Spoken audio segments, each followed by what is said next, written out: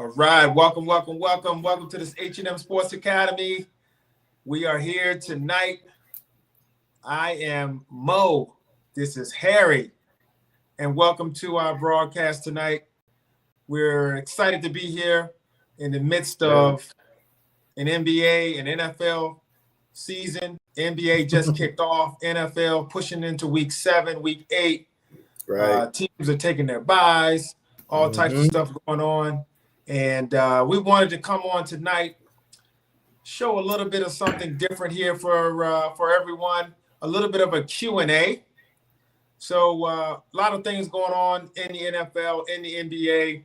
Had some questions we wanted to answer, some hard-hitting questions here. So we're going to jump into this, and myself and my cohort Harry are going to give some feedback on some particular questions. You know, how you doing tonight, Harry? You ready to roll? I'm good. I got a little coffee with me, man. It's late on the East Coast over here, so understood.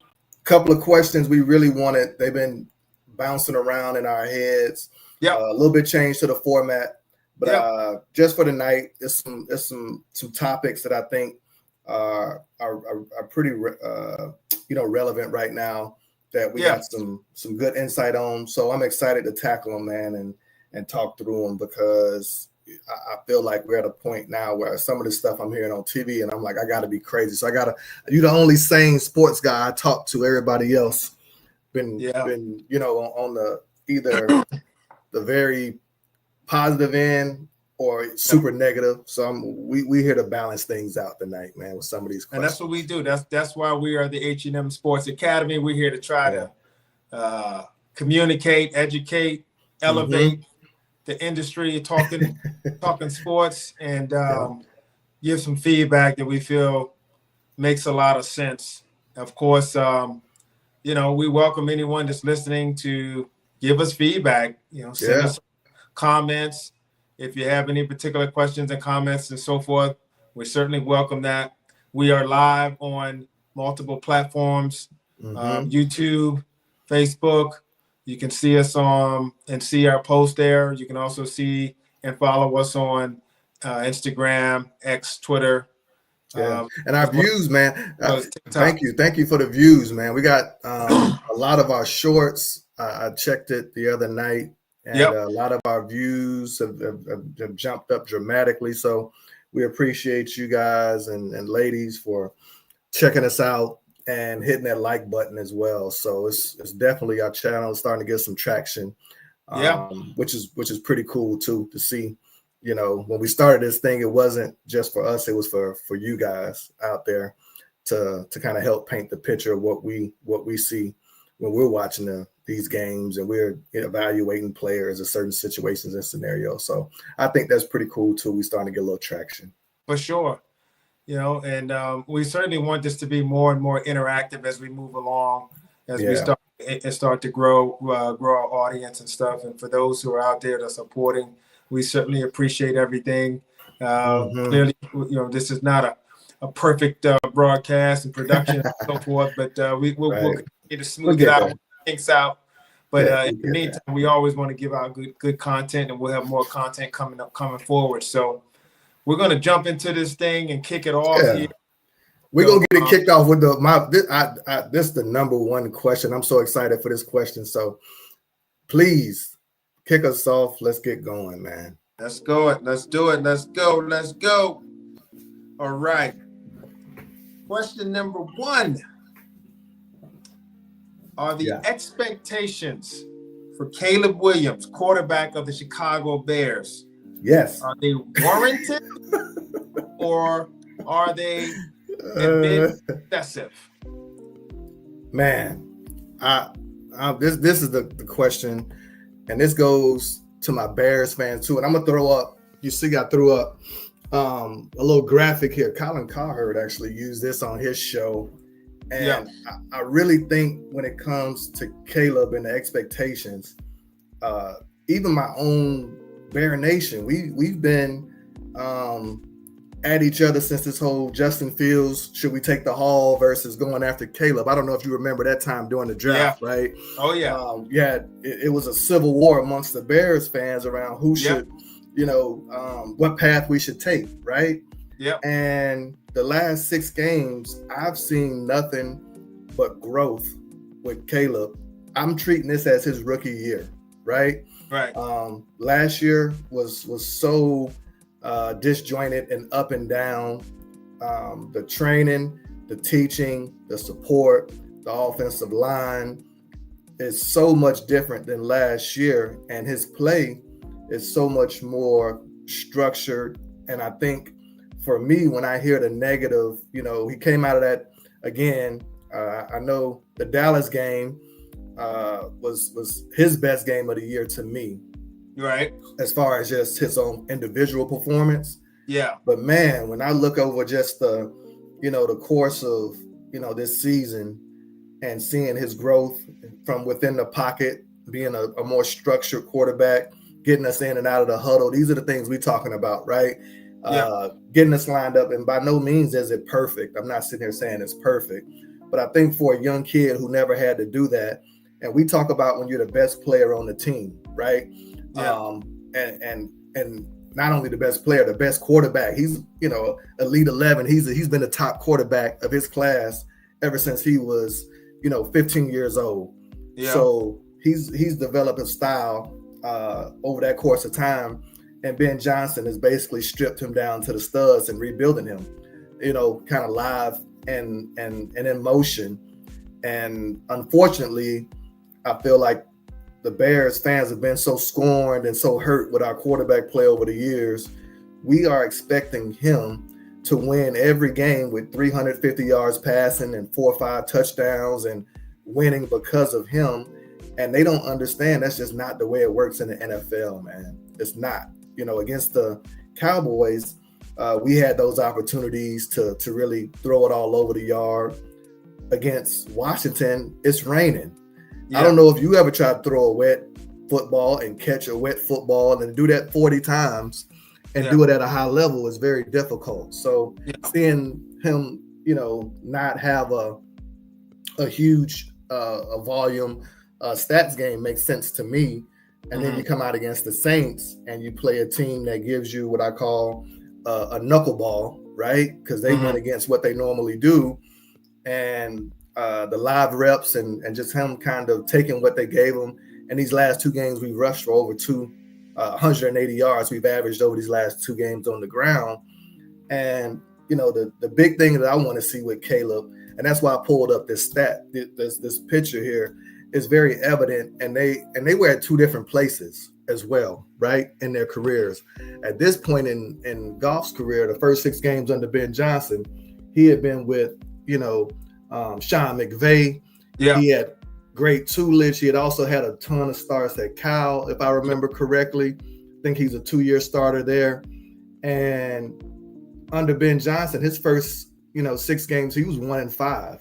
Numbers look pretty similar. I'm not going to harp on the numbers, but I just wanted to put it up there for context for not only Bears fans, but everyone to say, I think a lot of the question is are the expectations too high for him? I know he's a number 1 pick, but just because you paint your nails and you march to a little different beat of the drum than others, I feel like, he shouldn't be held to this standard of perfection. And it actually reminds me of LeBron, right? How everybody lived and died on every game, not even every game, every play, right? So I've just kind of mentally put it in my mind that his career arc is going to be measured much differently. I don't think it's fair that he's going to be measured that way, because when you look at the greats, when you look at Elway, you look at Peyton Manning, you look at Dan Marino, all QBs have games where they go up and down. And we can see it, 2 weeks ago, everybody said Pat Mahomes had lost it, right? And now he looks like a totally different guy. So I think expectations are way too high for Caleb Williams. I think he's fun to pile on because of his personality and the painting of the nails and him just being a little bit what I call a different kind of guy when it comes to he's not conforming, right? And I think that rubs people the wrong way. But as far as his play this year, has it been perfect? No. But for, a 23-year-old kid who's on his 23rd start, I think he's doing, a more than admirable job at quarterback for what he's had to go through and the amount of volume that he's had to learn. Ben Johnson offense ain't easy, right? The multiple motions, the multiple shifts. So right. I think him being able to kind of harness and capture all that, and the guy and quiet as kept. The teams that we played, you know who that Dallas win that looked so damn funny a couple of weeks ago? How does it look now? Right? Yeah. You think Dallas gonna be in the mix in the end of the year? You think, Minnesota defense is rough. You got the Commanders and all these teams they're tough. So at the end of the day, I think he's progressing. It's not going to be a linear ascent to him being just the top quarterback in the league. But man, I think he's playing high level football this year, and it's only going to get better. So what do you say to the people who say, look, man, this guy won the Heisman. He was the number 1 overall pick. Right. Jaden Daniels came into the league and went to the NFC Championship. CJ Stroud came in a couple of years. He took them to the playoffs and had them winning. And so Caleb's supposed to be better than these guys, and he's not there. Is he a leader? Is he okay? Didn't call the timeouts and stuff last year when he was supposed to, control the game and make those decisions, getting sacked and stuff out there. So for those people who say those types of things, are they nitpicking? Are they just not being realistic? Did they forget where he is or what? I think yes. All of those things that you named. But I think the biggest thing is we've been around long enough to know each season is different, right? Yep. And I remember when Dan Marino went to the Super Bowl, his rookie year, right? Yeah, something like the second year in the league. Something like this second year, something like that first year of the league. He still was a great player, don't get me wrong. But Peyton Manning had a different career arc. We watched John Elway go through it. A lot of our great Terry Bradshaw, I think they were about ready to give up on Terry Bradshaw at one point, right? Yeah. These great quarterbacks have to go through, and they're going to learn at their own pace. The teams that you're on are different. The coaching situations are different.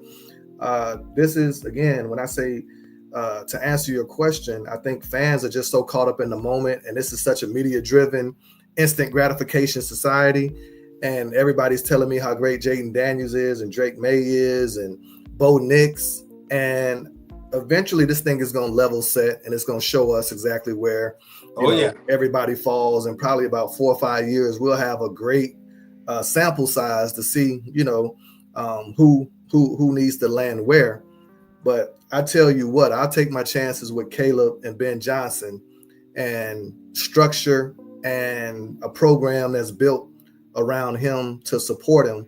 That first year just wasn't a great, what I call foundational year to where you could really assess his talent.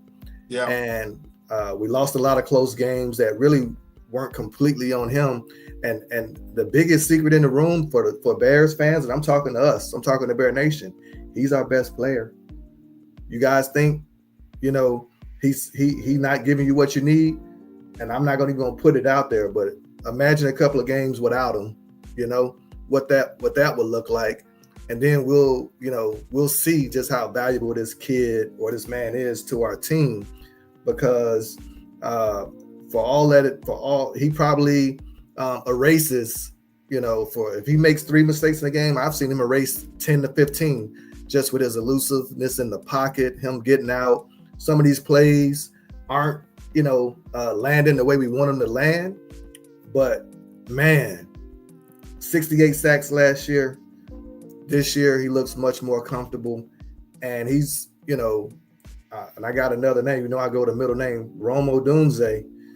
Rome, your top 10 pick, man. You got some of these catches, these contested catches. I need you to help Caleb out when he's running around. But I also don't want my quarterback running around like he being chased by a swarm of bees. I'll be fair. You know, he out there on the field running from sideline to sideline looking for somebody. So I get it. Some of it doesn't look pretty. And that's where you talk about the creative versus the analytical, right? Where Ben Johnson is about ready to tear his head off because I gave you a good play and now you running around off script and putting us in a situation where you turn a bad play and making it worse, right? Man, look, I'm gonna wrap this up. For you Bears fans out there. If y'all don't think this dude is legit, you need to open up your books and look at the history of the Chicago Bears quarterback and tell me which one of them quarterbacks is better than this guy. Man, I don't know. I don't know if y'all maybe do you need to hear the names? Man. Like Craig Krenzel, you know, we had Mitch Trubisky. We had the Kyle long neck. Orton. What's the long neck dude, man, that came from Tampa Bay and stole all our money, man? I forget his name. It'll pop back up. But we've had so many guys at that position. We still haven't had a 4,000-yard passer in over, 80 some odd years of football. And not one 4,000-yard passer in the history of the team. Unreal. And they talking about, well, I don't know if this guy's any good. Bro, where in the hell do you get the damn gall? The unmitigated gall. The unmitigated gall. To pretend like, you know what I'm saying? Right. Gosh, bro. The thing that killed, and I'm a Justin, I love Justin Fields, and it sometimes the realization, you told me too, Justin Fields and Caleb Williams. My gosh. Night and day. And you were telling me that, I say probably year 2 with Justin Fields, where you were like, Harry Spence, he ain't it. Like the process is slow.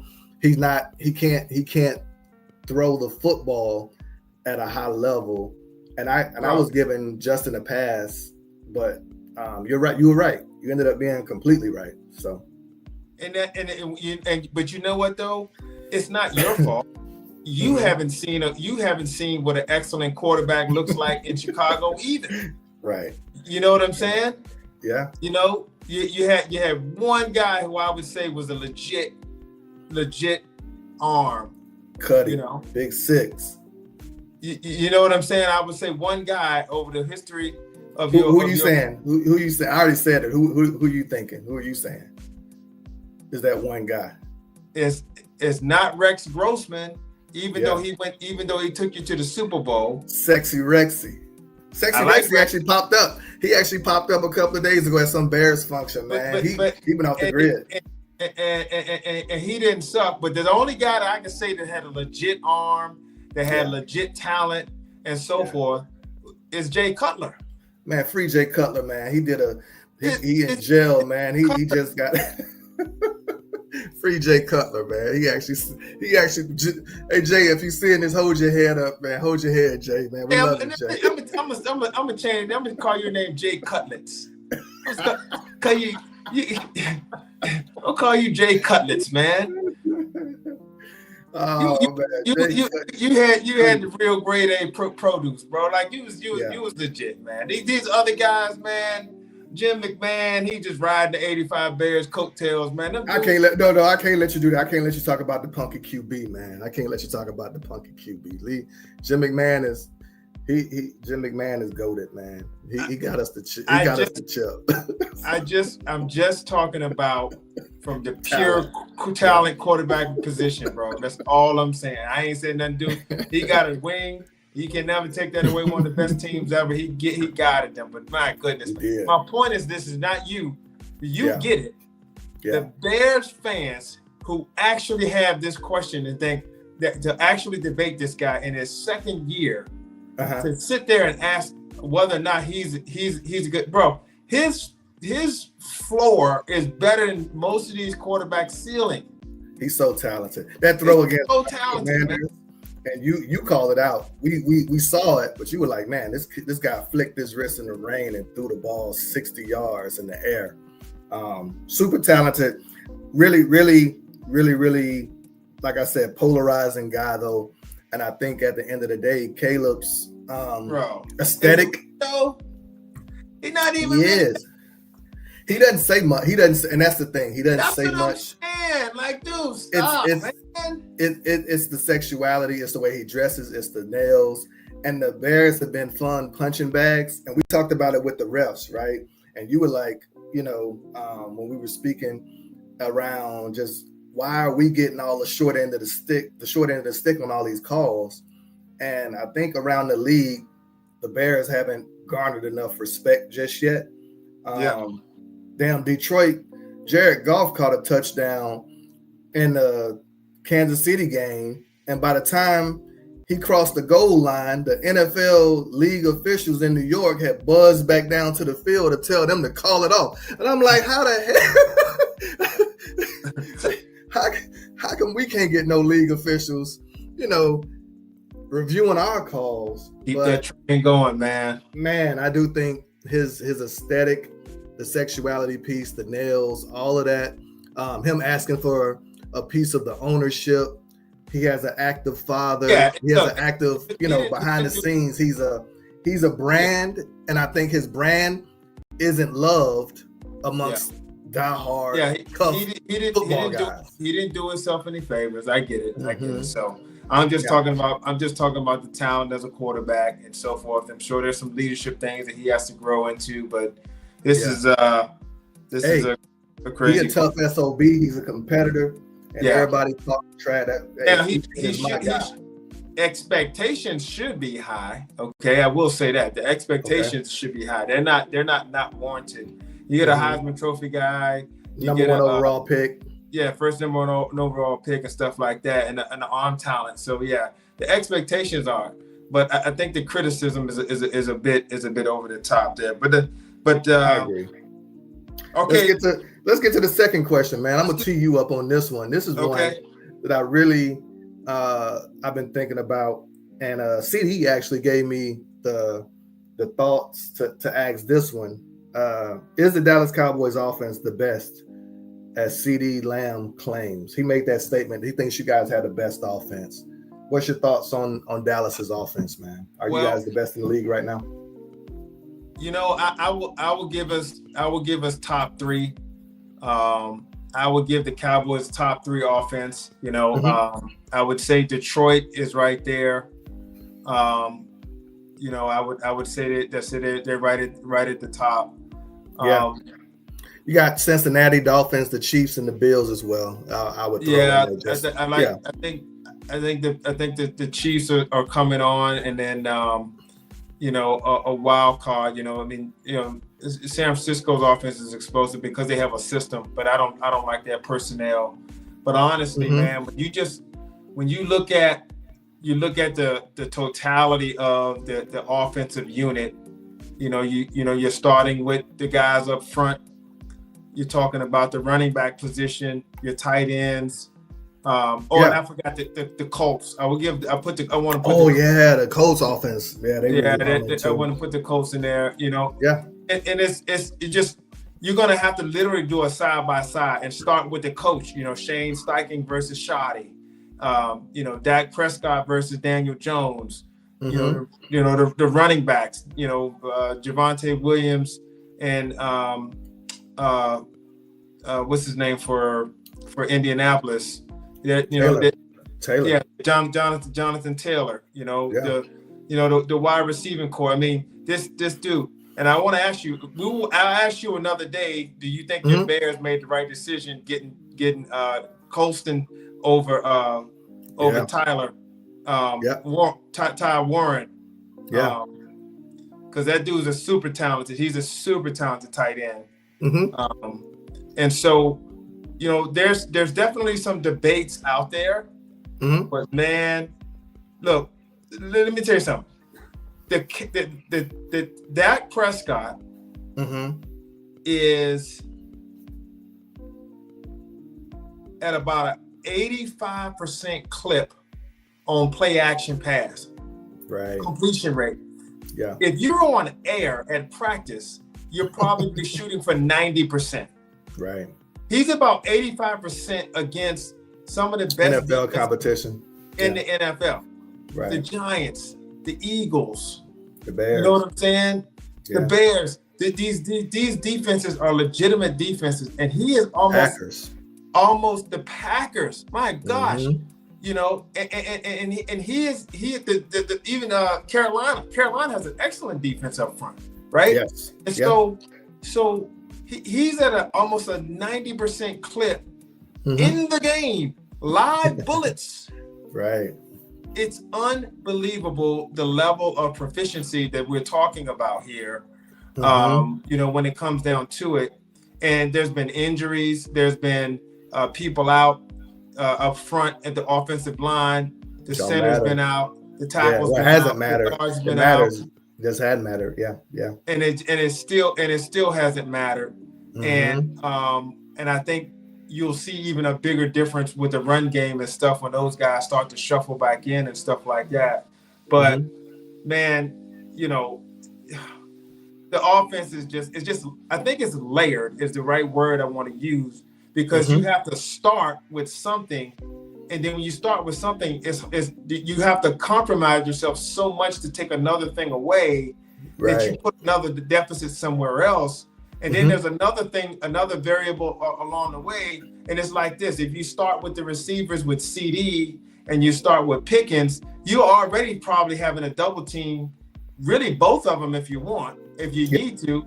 And then at that point, then you got Ferguson at the tight end position. And all of that to say, if Cavante Turpin gets any space, he's going to rip you apart and take you to the house. Correct. All of that on top of the fact that your offensive line has bullies up front, and if you have to back your guys up and put extra people on the roof and go too high safety look and so forth like that, now you can run the ball with 30 seconds left before halftime, 40 yards away, and still get it with 30 seconds on the clock. And so they're putting teams in a bind, and I do think that, you know, if they're not the best overall, they could be the team that you want to see the least as far as the offense is concerned. There may be some statistically better output from time to time, right? And it's a headache when you got to deal with that team. No, I agree. I'm not just saying it because you're a Cowboys fan. I look around the league, and you know the Chiefs, the Bills, the Colts, all top offenses in the league, and you know, Detroit. I might put Detroit up there a little bit, you know, higher than you guys, just because they've been doing a little longer. Two-headed monster at running back. The two-headed monster at running back is the only that's your own RB2 is your really only weakened position, because you lost your running back to Sanders, you know, about 3 weeks ago. But that's really the only weakness that you have. And Jaden Blue he actually has a similar profile as so hold on. And you about to put Jaden Blue on ice, man. A couple of weeks ago, you were trying to hang him up in the meat locker, man. Hey, man. Say we didn't have time for Jaden. I think you do, but I hear you, man. The train is moving, right? Yeah, because well, I mean, by proxy, we got to play him now because of the injury. Right. You know what I'm saying? But he does have a similar style and profile as Sanders. I don't know what, huh? Talking about Sanders? No. For Detroit. Oh, from Gibbs. Yeah. Jahmyr Gibbs, not Montgomery. Montgomery is the similar. He's more. Yeah. He's wrecking ball. Williams. Yeah. And Jahmyr Gibbs is more like, you know, blue is so. The profiles are there, but Jahmyr Gibbs is much further along, much more explosive and so forth than Jaden Blue. But that's what you're trying to find. That's what you're trying to mimic. Yeah. Yeah. But I think my perspective on your offense is it's just not a lot of holes. And we talk about your offense and your receiving core, tight end core, looking like a basketball team, right? So you got, I think, pieces that fit really well together. You saw what it looked like when CD came back, right? And got back in the mix. And Pickens allows CD to work, intermediate and underneath and to get deep. And you're between Ferguson and what's his name? Williams. Turpin. Yeah, and Turpin. I just think the pieces fit really well. And then Dak, I don't know what year this is for him. You probably know it off the top of your head. But yeah, this is going into his 10th year. It's year 9. I think it's going into the 10th year because I think he came in 2016. To your point, his decision making has been high level, elite, and efficient. He hasn't put the ball in harm's way. And each week we've been going through, just with our either the preview or the recaps, and we're looking at his numbers, man. And his QB efficiency is off the charts. I mean, really, really, really buttoned up. I'm gonna knock on wood, but the last interception was against y'all, against Chicago, and that's when the ball bounced off of Pickens' hands. I mean, he still hit Pickens right in the hands and bounced off. That was just a drop pass that turned. Technically they shouldn't even count that as an interception, but unfortunately they do. Yeah, the former quarterback in me hates that just because that's not a true pick. But I just think from an executionary standpoint, you guys are going up against some really good defenses, and I think when it's all said and done, the Cowboys will probably end up a top 5 offense. Top 3 when it's all said and done at the end of the regular season. Yeah, Dak and Shotty, you got to throw your play caller in there. I think they get it. He gets it. And sometimes, when you, like you said, working off play action, it's Dak's wheelhouse. It's his sweet spot. Gets him moving. I think Shotty finds early completions for him and gets him in a space to where he really, really, really got that offense rolling. So I'm going to say right now, yes to that question.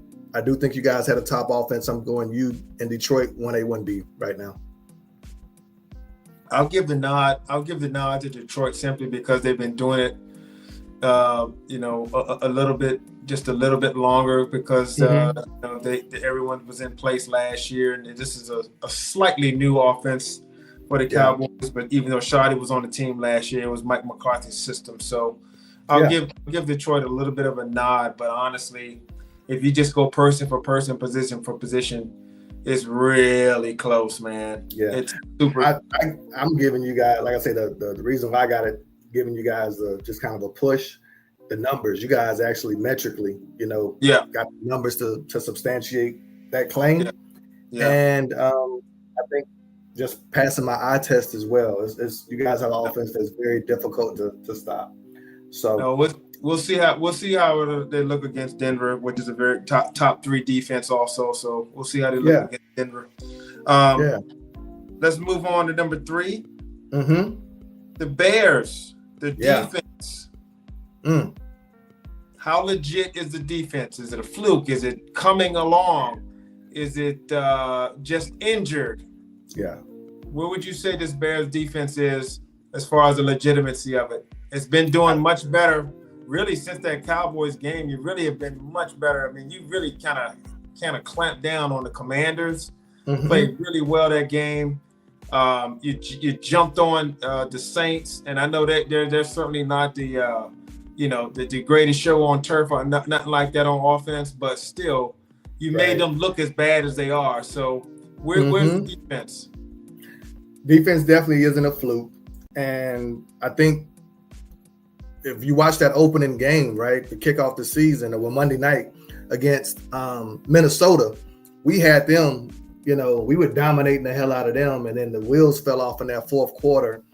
And I think culmination of a couple of things. I think just some of the newness of what Dennis Allen was trying to do. You throw in a couple of, you're dealing with a really good Justin Jefferson who, made a couple of plays, and then you have McCarthy who, damn quarterback keeper, he takes it in his zone, and good old Mo tilted on us, and then we kind of let one go in a disappointing fashion, and I think we rolled right in there into Detroit. And not to make excuses, but I think this is where the marriage of complementary football, Ben, goes forward on a couple of, fourth downs, and that's an offense so you can't get that many cracks too. And we ended up, the field kind of tilted. So I say all that to say, coming out of those first 2 weeks, I think a lot of people, and we had a lot of injuries, right, that we didn't really talk about. We had lost Jalen Johnson. We lost Edwards. We had a few other. Gordon was out. So say all that to say, I don't think we were fully whole. And then we got right against you guys. And Dennis Allen has really turned this into an attacking style. We talked about his philosophy, which is that's his style. That's his flavor. He likes to attack. Mm-hmm. He's going to attack. He's going to have guys sticky in coverage and attacking the football. So a lot of people used to talk about that with Lovey too, right? So this is where this is my wheelhouse, and I speak to it, and people say it's fluky. You can't create all these turnovers. The hell you can't. Because when you preach it and you have an identity, and every time, what was the Bears' identity under Lovey? We're going to play tough defense. We're going to punch the ball out. We're going to create turnovers. Now, will you get 4 every game? No, it won't be that. But I do think as guys hold on and want to be more secure with the football, it might not be a turnover directly through a fumble or an interception, but it's a turnover on downs where you get a punt, you get off the field, right? Yeah. So they don't fight as hard. They're not fighting as hard. They're not taking as many chances with the football, and that's just as good as a turnover. It's similar to a pressure versus sack, right? Sometimes you don't see it in the numbers, but I do think this defense is legit in the sense that we really don't have a great pass rush from our front four. So we're having to do some creative things with our blitz packages. We're down in our secondary, and these guys are starting to play what I call very, very, and Dennis Allen talked about it, where trusting the call and doing your job and being in the right spots to where Dennis Allen does a great job of schematically having us ready. These turnovers are not just happenstance, and it when it's similar to an offense calling the right play at the right time versus the right defense. You can call the right defense against the right time versus an offense and exploit some of the weaknesses that you see there and create a turnover from preparation and game planning. So I think the defense is legit. We don't have, like I said, a ton of huge names, and we're not coming with the Micah Parsons sacks or the Max Crosbys or the, what I call the splash plays from the front four. But I do think, Al Harris, man, I know you loved him in Dallas. I missed that guy. I know Bland loves him. Bland got paid. Diggs was playing some of his best football under Al Harris. And you look at our secondary, Nahshon Wright, man. He's turning the corner a little bit. You look at Bird, he's leading the league in interceptions. You look at Trayvon Edmonds, he's leading the league for linebackers in interceptions. I really think Al Harris and Dennis Allen and that whole what I call mentality of what they put into the guys is producing, at a high clip with these turnovers. And I think we're legit, man. We played you guys, and again, everybody looked at that Dallas game and kind of, didn't give us much credit for it. But I think that's going to be one of our bigger wins towards the end of the year. Because you guys' offense, I know you lost CD early, so I'm not going to take full credit. You guys weren't fully whole, but you guys still very hard to stop. And we ended up holding you guys to 17 or something like that. It wasn't like you guys put up, 30 on us. So I think the defense is legit. That's my answer. Yeah, I think the thing with the turnovers, I think the thing that people got to understand with the turnovers is you have to, number one, you have to be in position and be around the football, right, in order to create turnovers. Like to get sacks or strip sacks and stuff like that, you got to get to the quarterback. In order to force a fumble, very rarely does one person force a fumble.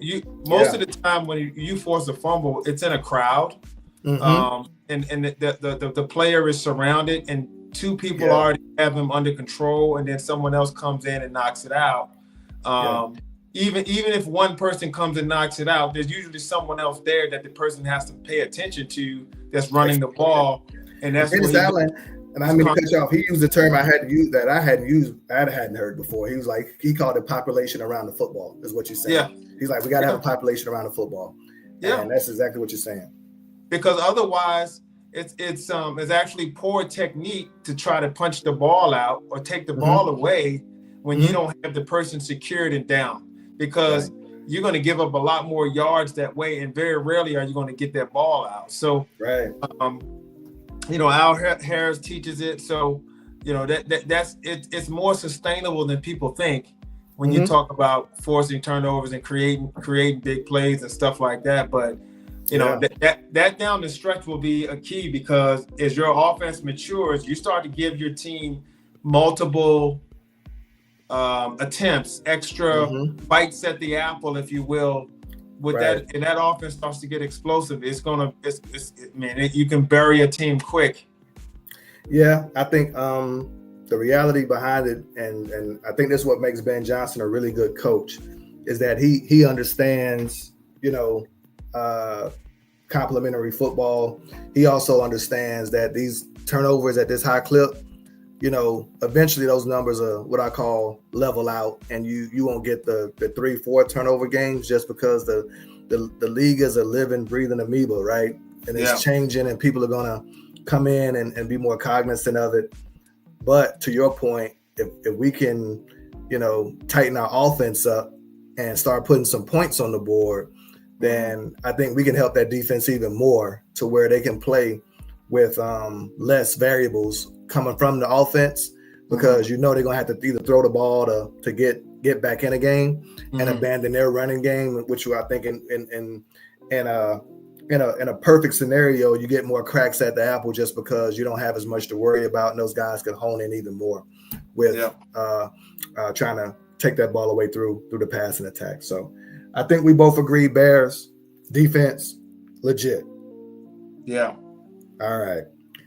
Next question. Yeah, you want to lead? You want to take that one, or I can take it? Should the Lakers? We're gonna shift gears, man. We hadn't talked Lakers. That's one thing we do talk about. We will be talking about the Lakers on here. So NBA season's kicked off. That's right. Opening night, was it Tuesday, Wednesday? I don't know when it was. I think it was Tuesday. But Lakers took on the Golden State Warriors. LeBron James sat at the end of the bench. He might have known. He looked very stoic. He didn't respond. He didn't react to much. He might have known, the feds were coming, so he might have had some other stuff on his mind. Man, that's crazy, bro. It is. But the reaction around him just sitting there, and he's again, we talk about polarizing guys. If he was jumping up and down, everybody would say, why the hell you're jumping up and down? Because you're supposed to be injured. If he sits there stoically, he's not engaged. Yeah. If he's up coaching, you're trying to show up the head coach, sit down. So he certainly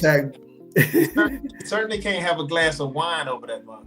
Can't have any fruit. He can't have any wine. He can't have no Los Lobos. He can't have the Wolves running wild on the sideline on court side.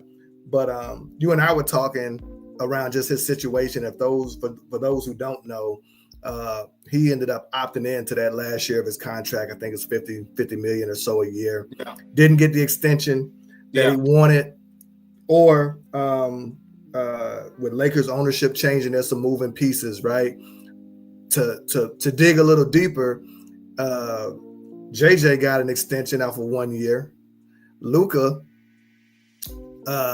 gets pulled into some fancy LA restaurant with Pelinka and JJ, and they basically put the plan together of what the team, looks like. No LeBron in sight. So optically, it looks like the Lakers are starting to make that transition to life without LeBron. So this question here, I'm teeing it up to you.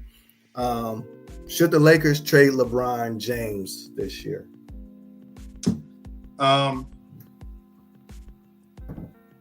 There's a lot of ways to look at this answer, but I'm not going to try to drag it out too much. Okay. And here's what I'll say.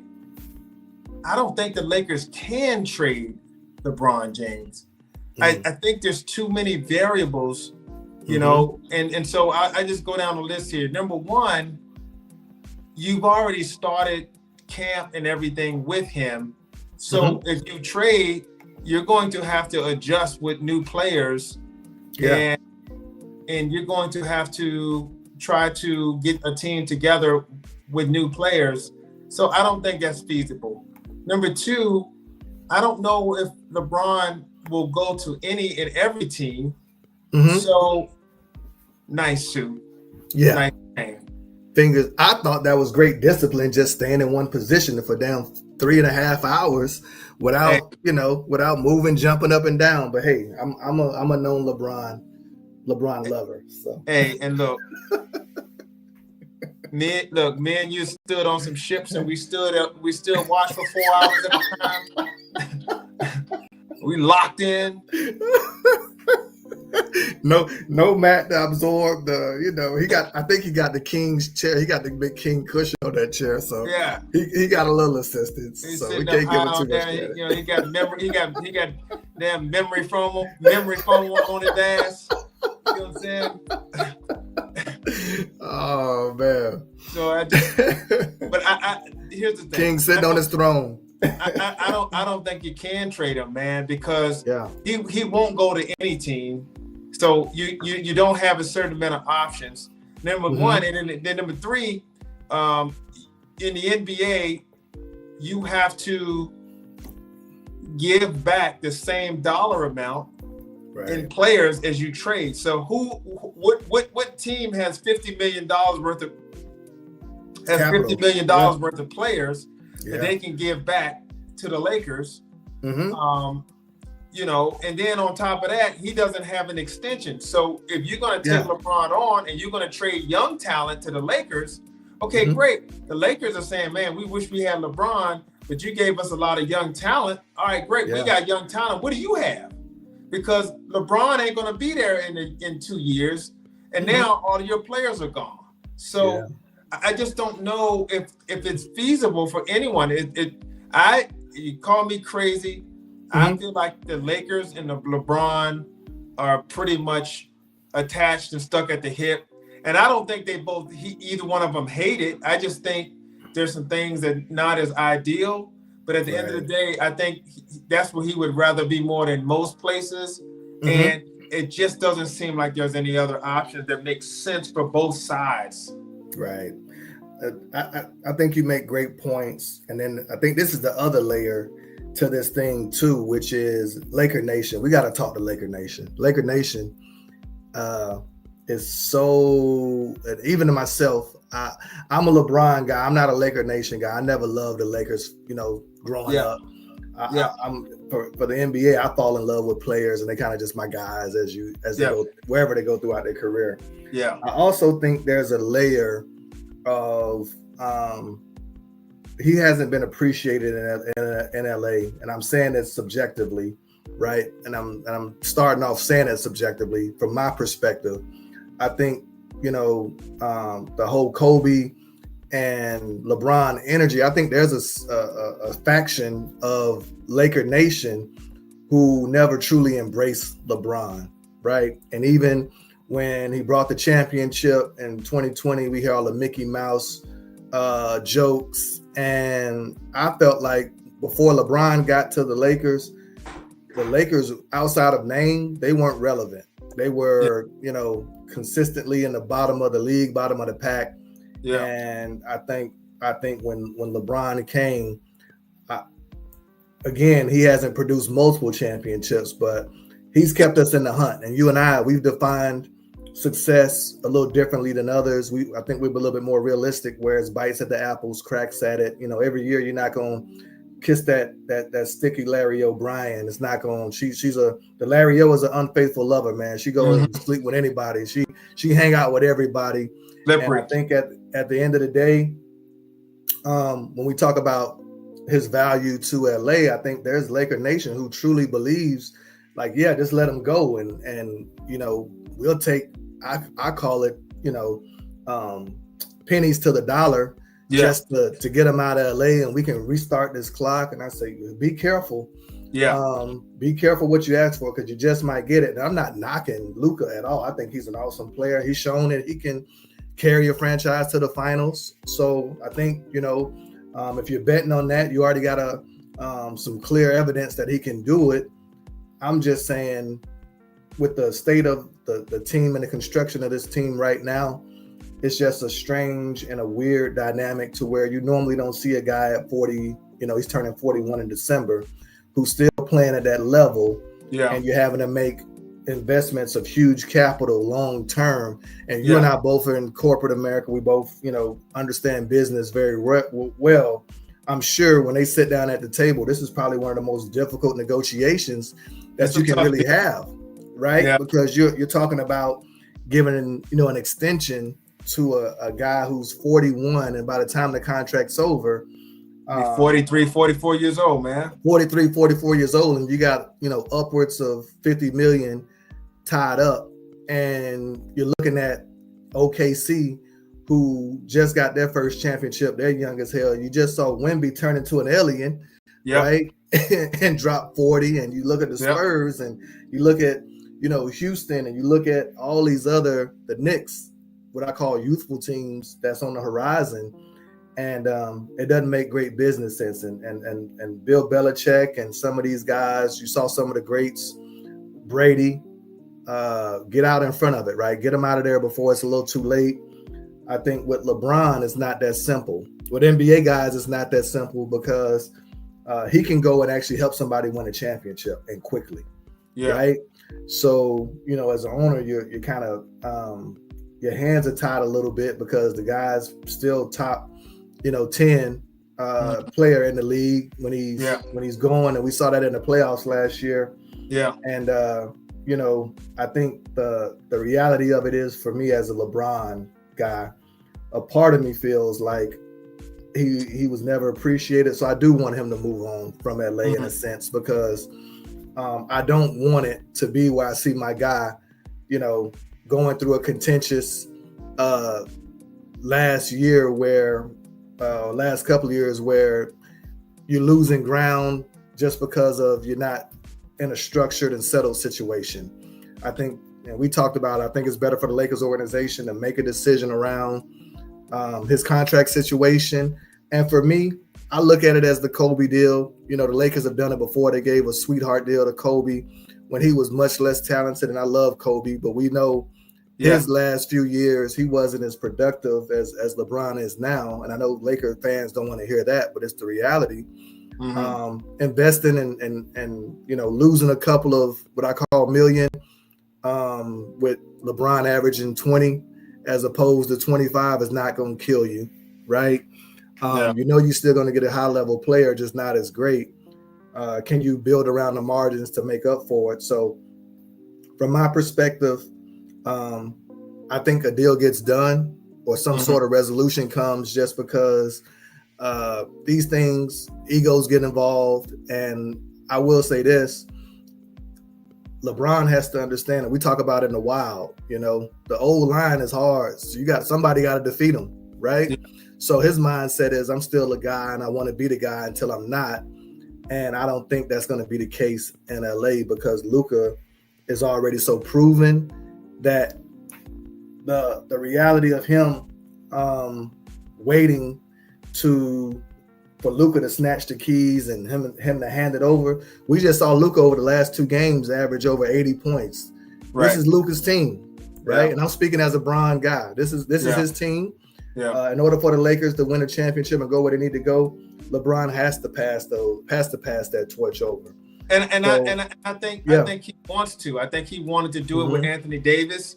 I think he wanted to do it the last 3 or 4 years. He's been wanting to do it, but I don't think he wants to do it and then be giving the Beanie Siegel treatment when Jay pushed his ass off the stage and be like, hey man, get out of here. Yeah. You know what I'm saying? Yeah. Get on to the side, man. Like, right. You're a side piece.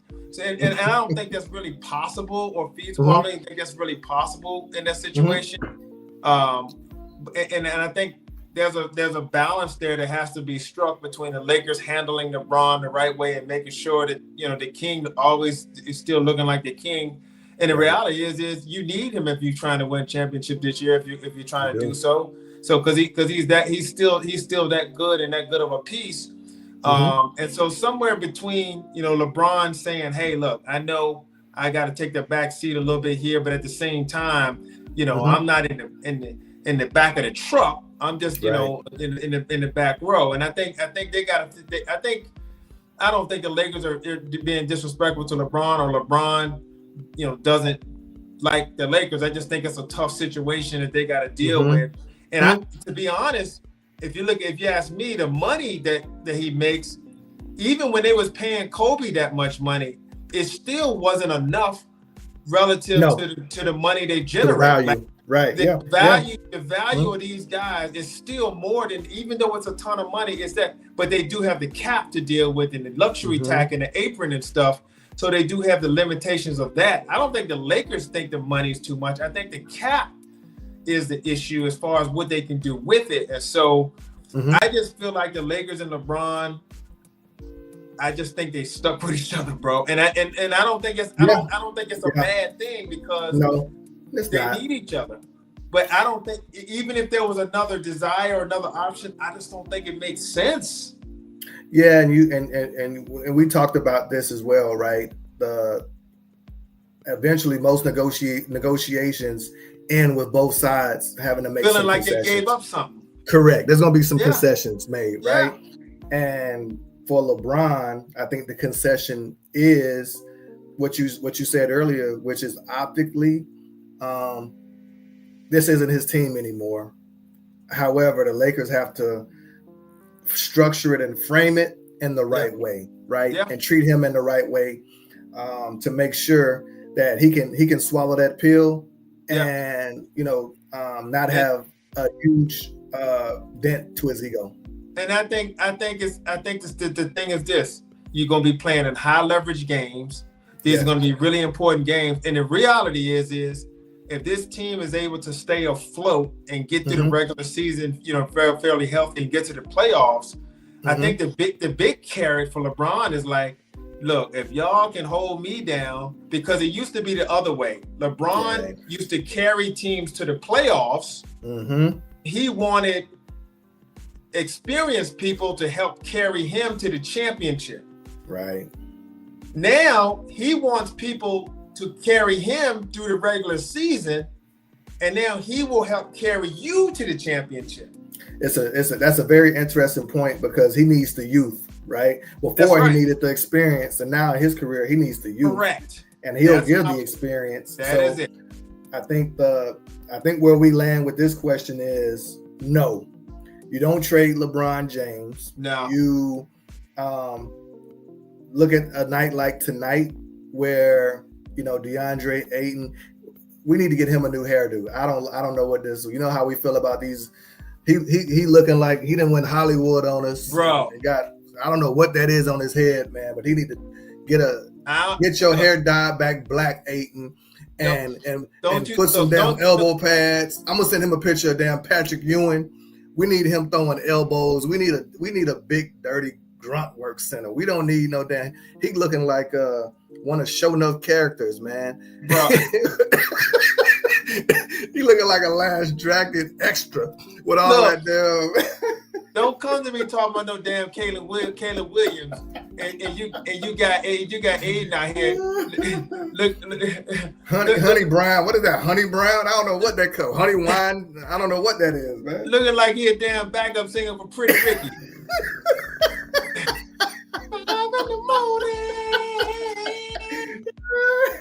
Get out of here, man. Dirty to you. Get out of here. All right. All right. Oh man, that's a good moving one. on. Moving on. I'm gonna ask you this one. I'm gonna feed you this one. I'm gonna tee you up. All right. So, Cowboys. Great showing last week. Yeah. You guys coming off a big win. Offense rolling. We just had that conversation around having a top offense in the NFL. I heard rumors of Jerry Jones sniffing around pass rushers, trying to upgrade the roster. Yeah. Running back, a few other positions. I think he was sniffing around, but sound like Jerry might be doing a little deep. He want a big fish, Max Crosby. Should the Cowboys be all in on Max Crosby? At the right price, yes. I hear people saying, you should be willing to give up your 2 first-round picks to get Max. And they're saying, well, yeah, because if you give up your 2 first-round picks, that means you, in essence, you basically traded Micah Parsons for Max Crosby and Kenny Clark. Right. And that's a good deal. You get 2 players for 1, et cetera, et cetera. But you still got to pay those players. Max makes less money than Micah Parsons, but I can't do it, man. I can't give up both first-round picks. What I can do is I can give up one of those first, or if I give up the first, I need to get like a second and a third back.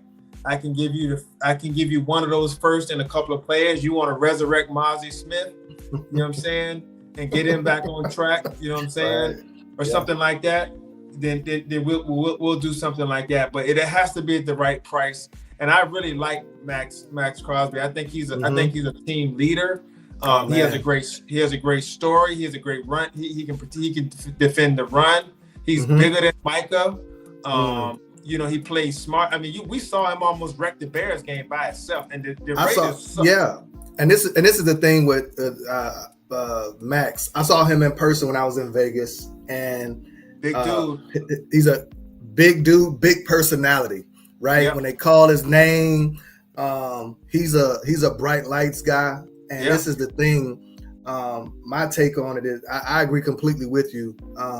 And I'll get into that here in a moment around making big deals at the trade deadline with teams that are floundering, right? I don't love those type of moves.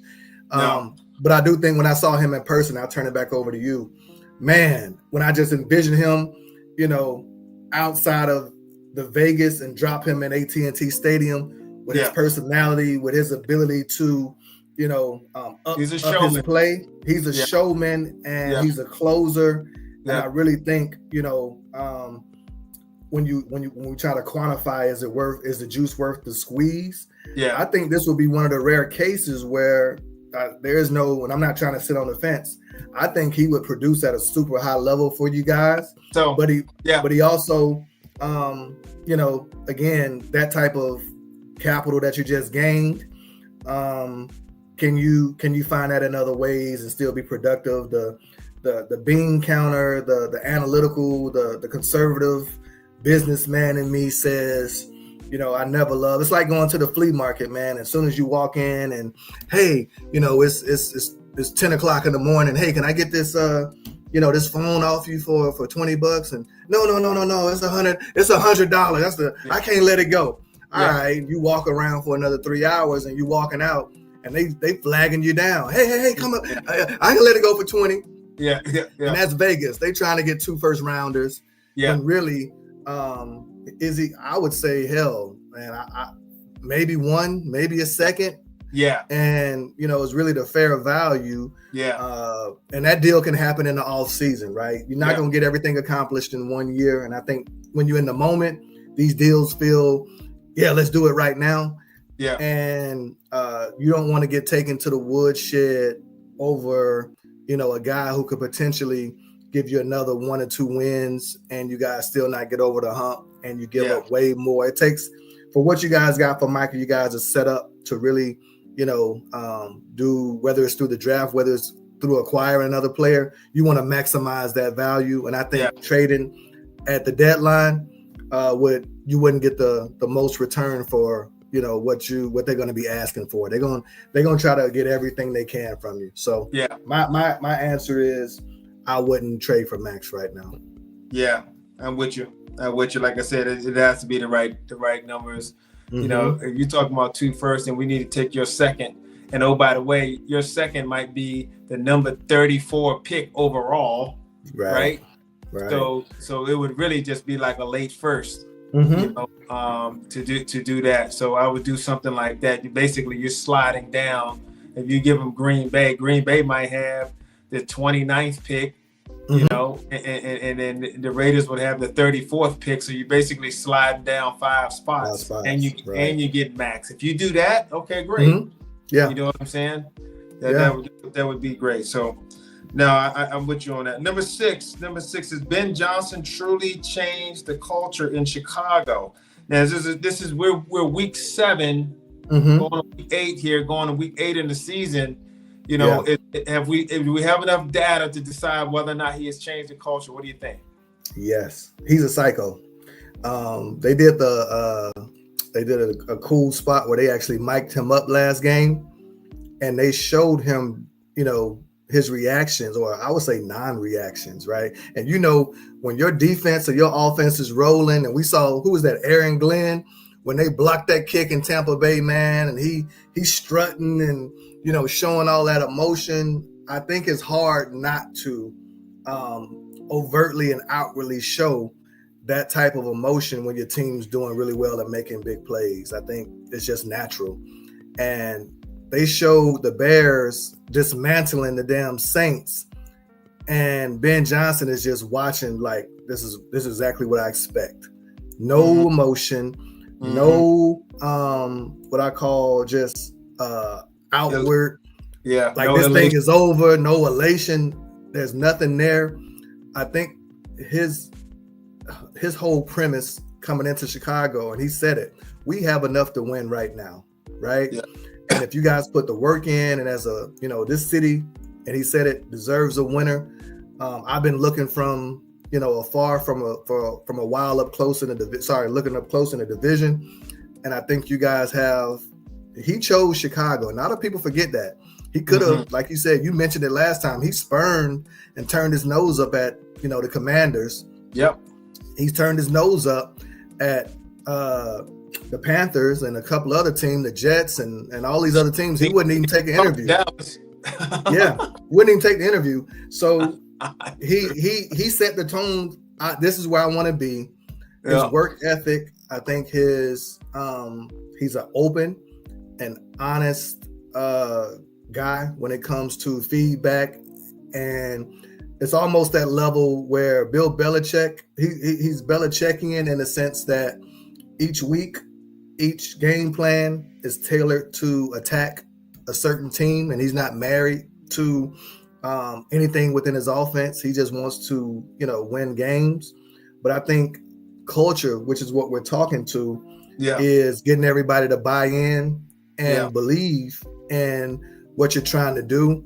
Yeah. And I'm watching him, and we'll get in that here a little bit. The aggressive style of going forward on 4th down, the aggressive defense, an aggressive offense, shifting the narrative around our mental toughness, and we being a team that can no longer be in the laughing stock. And even when they asked him about some of the calls we weren't getting, or some of the bad calls that was happening, he's like, look, man, we got to earn respect, and until these guys earn respect, this is going to continue to happen. And I say all that to say, when I was in Vegas, I just kind of watched how they reacted to him. I watched his demeanor, and the players love him. He assembled a coaching staff of like-minded, tough SOBs who not taking excuses for answers. And then, I've been ending a lot of our pods with the, good, better, best, never let it rest until your good gets better and your better gets best.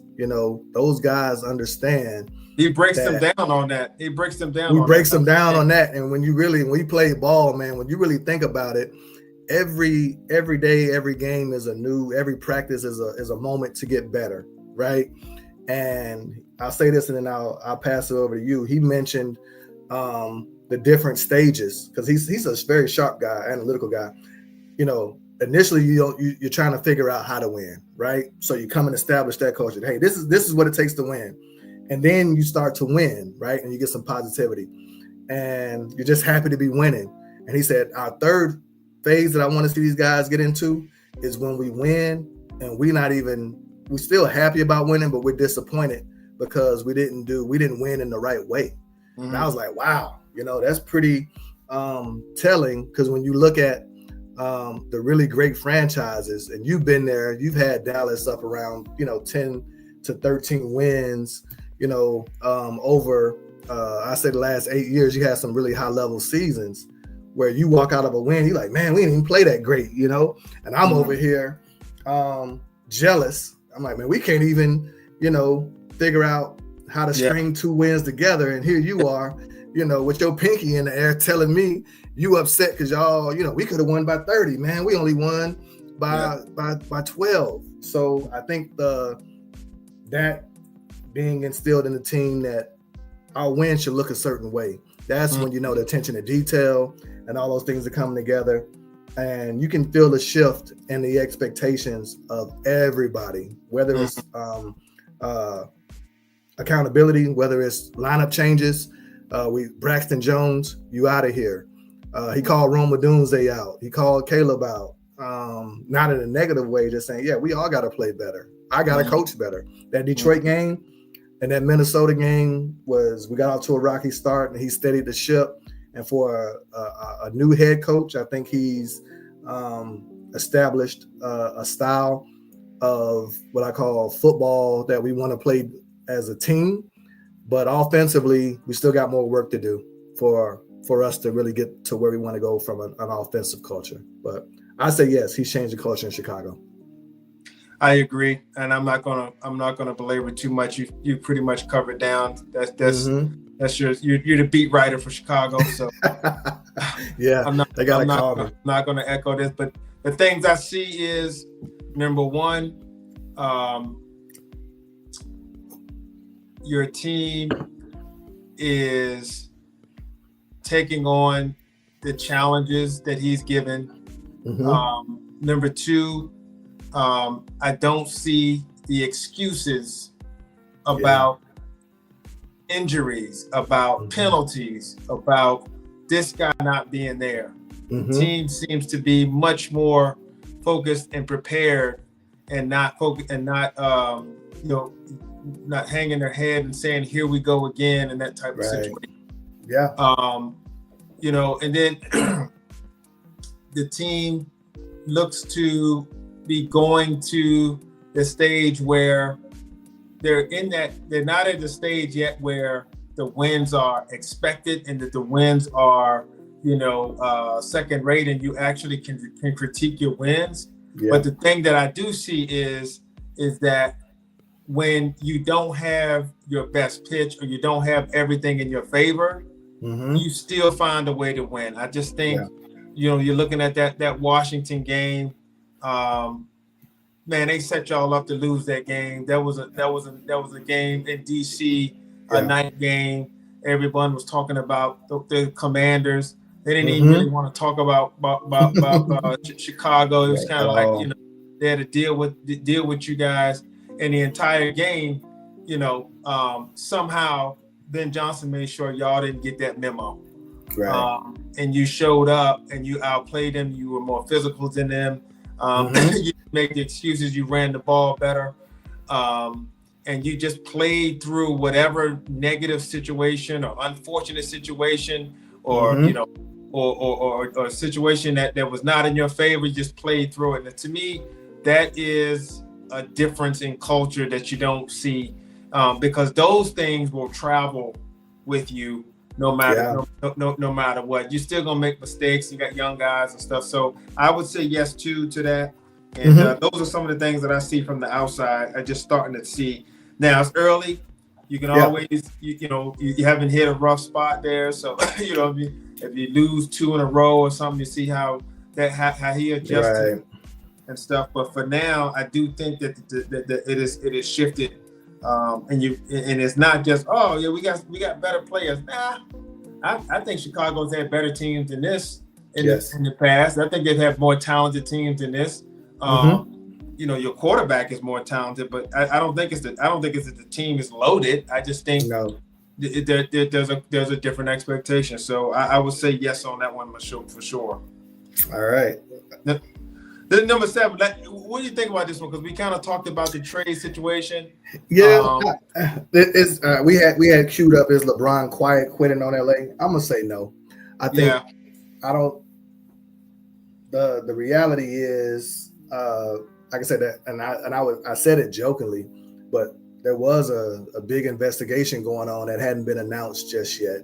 Yeah. So I'm sure, and damn, Chauncey Billups showed up to the courthouse in a brown clutch hoodie. So I'm sure, there might have been some other things there. The premise of that question was just around his stoic nature during the Golden State game. Yeah. And we'll wrap this up quick. I'm gonna say no. Bron's not quiet quitting. I think I just don't think that's his persona. And we talk about him going out. I don't think he wants this on his resume. He's powerful. I think he would go about it a different way. He's got too much juice to do it that way. I don't think that's the case. I do think that he wants to, he wants the Lakers to know that he's still a major component and stuff like that. Mm-hmm. But I think that there's conversation that the Lakers have had with him that we don't know, and they have given him more of a vote of confidence or a support and backup than we think. We're from the outside saying that. So I'm gonna say no to that one too, and not give that energy. We don't want that energy. Not right now. We don't need that energy. No. And I think if that was the energy that was put out, they got the message loud and clear, and whatever they said to him in a day. He's never missed the beginning of the season, so it just seems so weird, man. That's so odd. Yeah, I think even if that was the case, where he's like, pouting a little bit or just saying, just in his feelings a little bit about what's happening around him or not happening around him. Yeah. The message was received loud and clear because he looked pretty jovial tonight. He was up, he was moving, completely engaged in the game, looked like a totally different guy. So I'm going to chalk it up as, to what you just said. Behind the scenes, I think the conversations are going to be ongoing. And, with family, you have these types of moments, right? You're not going to be happy every day. And if I can, if someone had a camera in my face every day, I was, on this earth and read my emotions on how I felt about things, I'm sure they could, take away different narratives. And in this case, I think this is just the true narrative is this is a living, breathing situation that's probably, both sides are trying to figure it out. And it is, we talked about it already. It is a very difficult situation. Yeah. It's not like it's it's just a situation. It's not the most, it's a very unique situation. It's very rare. Yeah. Because usually at this age, LeBron would be so far past his prime, and so he just happy to be on a team. Right. And so that he wouldn't even be asking for anything like that. And this is so unique to have someone, because I remember telling my dad that LeBron was going to fall off a cliff 5 years ago. Man. Hell, it was really, what was that, 20, when he turned his ankle, he rolled his ankle when the year, that's 2021. Yeah. And, everybody kind of jumped on that bandwagon, but I got this angle too. Most times, the buffer between these situations is an agent, right? Mm-hmm. And LeBron, he's an entity, he's a brand, he's a conglomerate. So the conversations are hitting close to home because he's having them directly. He's hearing the feedback directly. So that's the other layer. This isn't a typical, hey, let me talk. You talk to my agent, and I talk to him, and he kind of, smooths out some of the rough edges that was said that he heard. No, these are direct conversations going back and forth, and it works both ways, right? Because the Lakers are like, yeah, hell, man, we the Lakers too now. So, and we got Luka. So again, it's a prickly kind of situation in that regard where there's really no buffer. It's prickly, but it's not. You know what I'm saying? Right. And look, the Lakers ain't stupid, man. This ownership group is the same ownership group that owns the Dodgers. They love stars. They know where the money is. They know what brings the revenue in. And you spend all that money to buy that franchise. You ain't let you know what I'm saying? Like that's you know what I just thought about? And this just hit me with what you just said. It ain't about the money, it's about the power. Right? Because when you got two billionaires, and again, the ownership billionaire is totally different from LeBron's. And as much as people want to try to make that statement, they're in two different leagues. Ownership billionaire money is totally different from where LeBron is, even though he's in a great space. He's a billionaire. So it's really about power, right? And it's about, who's perceived to have that leverage, which makes it a tougher negotiation, because I think a dollar negotiation is easier to come to an agreement to. So what you're saying, that I really think it's just powerful entities and powerful guys, trying to find a way to grasp as much as they can. That's never going to be easy and smooth. It's just not. No. It's just tough with the age thing and the different. It's just tough. So, but we new ownership. So we touched on that. Yeah. Number 8. I'm gonna ask this one because this one is near and dear to my heart. So, is Flus still on the hot seat in Dallas? I think where we left it last time. I think Flus right now is probably down in Fort Lauderdale with a layover where he's headed to Port-au-Prince, Haiti, to go see. He knocked out the Commanders starting receiving core, the starting quarterback, and the second string running back. So I think Flus right now is he's in Fort Lauderdale, probably sitting in a damn disguise, headed to Port-au-Prince to do what he needs to do tomorrow night, and then jump back on that plane to take on who you guys got this week. You guys got Denver Broncos. Yeah, so he got to get back out in that Mountain West time. So is Flus still on the hot seat? Defense played a lot better last week. What you thinking, man? Where's Flus? Honestly, I think that Flus is not even close to the hot seat, and the reason I say that because I think this is Shotty's guy. I think when I try to listen to some of the press conferences and listen to how he talks, Shotty he's a guy that likes continuity and a system. We talked about his system. He likes multiplicity. He likes being able to, kind of know if the defense can complement. And I think that he believes that while it doesn't look good now, that Flus's defensive principles and his style will complement what he wants to do on offense. And I think he believes that more so than he believes, whether or not the players are what they are now. I think that that Shotty has something to do with Flus kind of going a little bit to, more man to man. But they said that they decided to do that because Jaden Daniels doesn't do well against man. He struggles against man. He struggles. So this week, supposedly the statistics say that Bo Nix struggles with zone. He won't put it in there. He won't fire it in there when he sees bodies and hands and people. And so they should be flipping over. But I think Shotty likes Flus's ability. He wants him to install a system, a program that you can plug and play, and it doesn't just depend on always you got to have the best Jimmys and Joes. Right. I think that's what he wants, and that's why I really don't think Flus is on hot seat. I think this is a scenario where Shotty already has enough cachet where players will be gone before Flus is gone. Oh wow. That's what I think right now. Now I'm not saying this is gonna stay that way next year. You know what I'm saying? But right now, that's how I see it. So I don't think he's on the hot seat at this point. I agree. Initially, I didn't. Last week, I was, kind of leaning towards the other way. And two things. Shotty came out and gave him a public vote of confidence.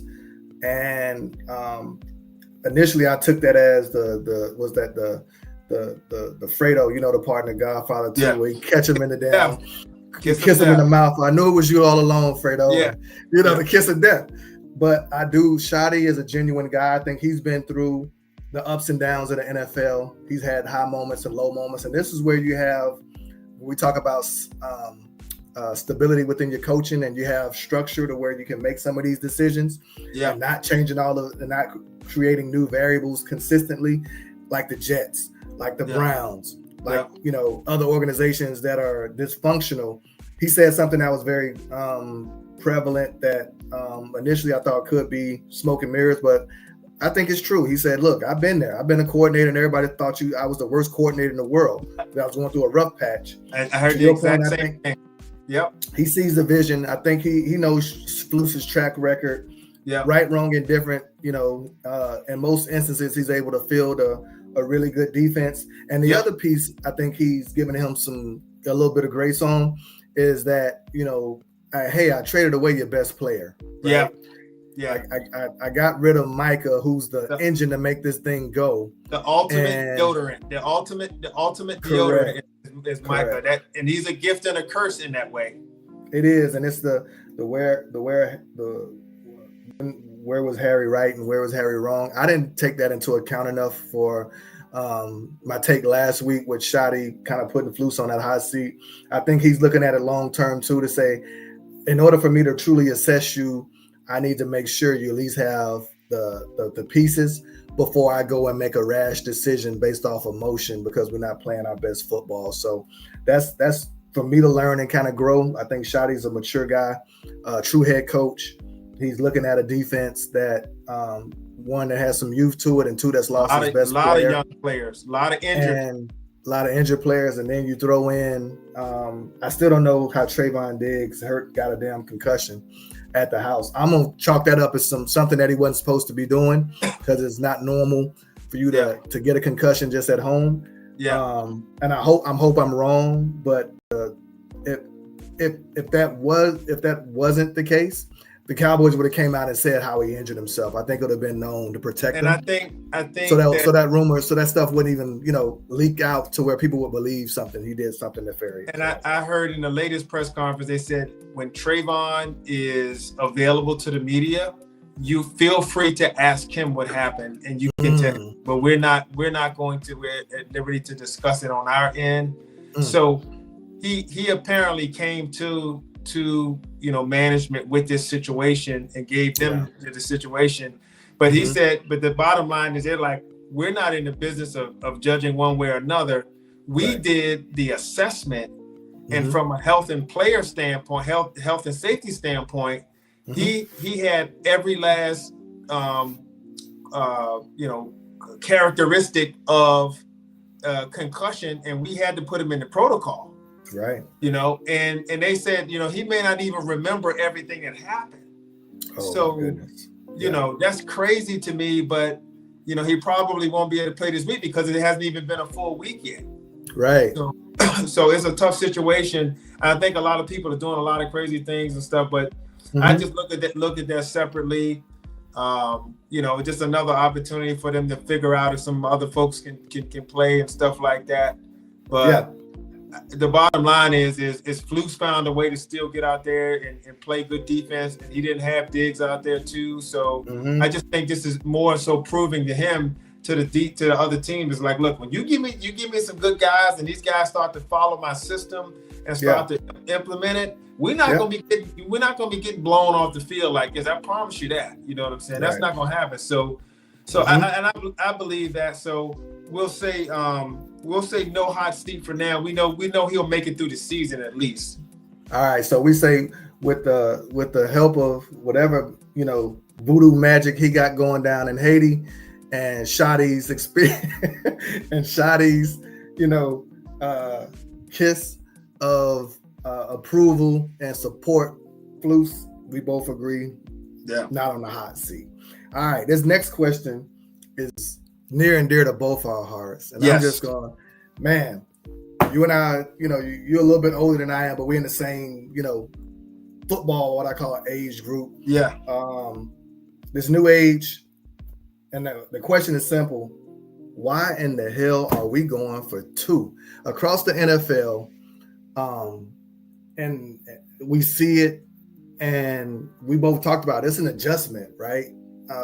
Second quarter, first quarter, fourth, and we didn't talk about even just going for it on 4th and 1. We'll just stick to, going for 2. Where are you at on this whole, new wave analytics of going for 2? What's your thoughts on that? And why in the hell are we going for 2? So there's a guy that we both know named Lyle Walker. He played at the Academy with us.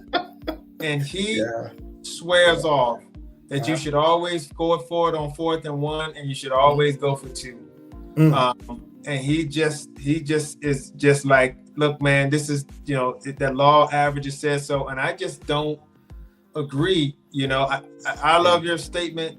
You never go broke taking a profit. Never. And one of the easiest ways to score 1 point in the NFL is to kick an extra point. Yeah. It used to be easier. They made it a little bit harder, made it a little bit more of a challenge. So at least there's a little bit of excitement there. Yeah. But I'm sorry, man. I just do not get, except for if you're in the 4th quarter and you have 1 possession left, then, or you need to score multiple times, then that's when I see you should be going for 2. If you're down multiple scores and you're in the 4th quarter and the math is telling you you're going to have to score 16 points, you need to go for 2 each time, because you're not going to have enough possessions to score 7, 7, and 3. Right. In that vein most of the time. But even with that, it depends on how much time is left in the game. It just does. But chasing points and going for 2 in the 2nd quarter, in the 3rd quarter, makes absolutely no sense. It doesn't from a mental standpoint. It doesn't from a math standpoint. I just don't get it. And even if you get the 2, I think more times than not, it will come back to burn you. I think when you continue to think that way. I just don't believe that that's smart when you score a touchdown and then instead of making sure you get a whole 7, you get greedy and go for 8 and end up with 6. Right. I'm in the same boat, and to Lyle and the rest of the guys and the rest of the world who's into that mindset and just the law of averages, this is my rebuttal. If that was and it could very well be true, if that was the case, how come all of these games are, so damn tight in the end? Why don't we have more blowouts, right? Yeah. Why don't we have more games where that type of thinking yields what I call more larger aggregate scoring, to where it's not even close, where we just kind of getting this thing, kind of wrapped up in the last, 5 minutes of a game. I'd be damned if every game we watch in the NFL, it's nut crunching time, man. We watching games and we like, Jesus Christ, man, I'm up and, I feel like I was in control of this game and this could possibly get away from me. And I feel like the 2-point conversion is turned into like the modern day NFL 3, and not in a great way. I think it just puts pressure on you in different, scenarios, to where you create situations that are more dire, as opposed to, like you say, you can't go broke taking a profit. Whereas if I go down and I just take my points and I go up 7, and, if I take my 3, we should have added that to the, not just going for 2, but just taking 3, right? Yeah. Going up 10 is an immediate 2-possession game. And I hear, these commentators now, it really doesn't make sense for you. The stats are saying, you got an 84% chance of, making this conversion. So you go, and I'm like, but hell, that 16% that's left is all bad, right? They don't talk about the negative swing of you letting a team back into the game. And I'm working through it now with Ben Johnson, where I think we're making some of these games a lot closer than we have to. just because we're not good enough to, play that. I call it reckless, because any opportunity to score in the NFL is a gift. And when you look that gift and kind of turn your nose up to it, then you end up, it comes back to bite you. So I say all that to say the mindset, and it sounds crazy, dog, but Madden, there's so many people who, in a positive way too, have learned a different style of not punting, going for two, and creating these new modern, what I call scenarios, where they're either blowing somebody out or they're pressing the quit button, right? In the NFL, you ain't got no damn quit button. I can't get out the game early and go just play me another game, right? So this is where we are with this whole thing, and I really wish teams would get back to, and you're starting to see teams like the Colts, very, what I call fundamentally into, we just gonna body blow, your head gonna drop, and you look in the second quarter, and they got down, who did they beat? The Chargers? Was that where they had the Chargers down by multiple two double digits, and the game was effectively over. They ain't messing around. And I think for me, the chasing points, and it looks sexy when you get it. Nobody talks about the detriment it does to your team when you don't get it, and how you can play yourself out of a lot of wins as well. And what you're doing is you're keeping, you go down, you score a touchdown, and then you go for two and you don't get it. What you're doing is you're giving the defense a little bit of momentum back. You're giving them a little bit more hope, because now the touchdown that you scored really is just like 2 field goals. Correct. And so they can kick 2 field goals. That the odd number, the extra point, comes from the 7 from the extra point. That's what makes it so, okay, now I can't just kick 2 field goals and tie the game up. Yeah. So, and so to me, it just doesn't make sense. I think the one that annoys me the most is, let's say, for instance, you're down by 15 points, right? So you're down by 15 points, and it's late in the game, and you score a touchdown. Go for 2. And then you go for 2. Wow. Okay, so you're going to score a touchdown and go for 2. So if you get that, then that means the next touchdown you get will tie the game with the extra point. We'll make it a 1 possession game, right? Yeah. But the problem with that is, if you don't, now you're down by 9 points, and even if you score another touchdown, you got no shot that you. Yeah, it's not a 1 possession game, right? You know what I'm saying? I know exactly what you're saying. And I don't understand that, because why not? You scored a touchdown, you kick the extra point, you make it an 8-point game.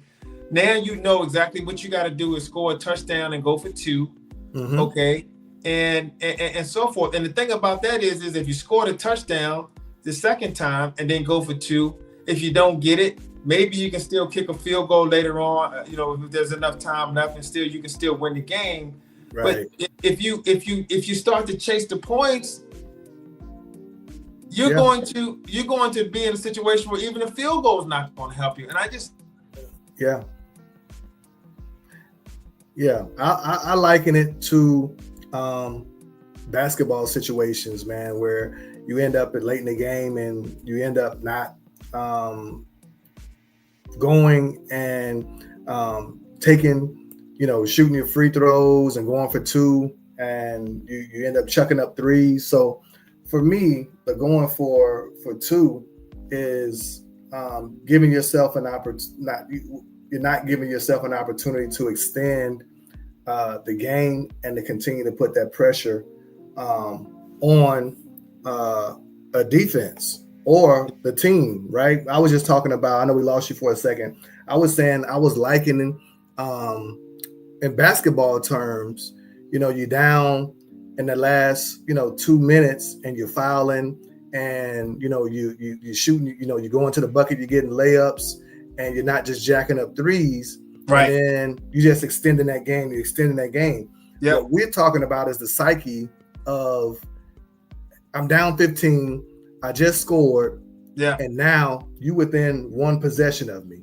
That's right. a totally different feeling. That's than right.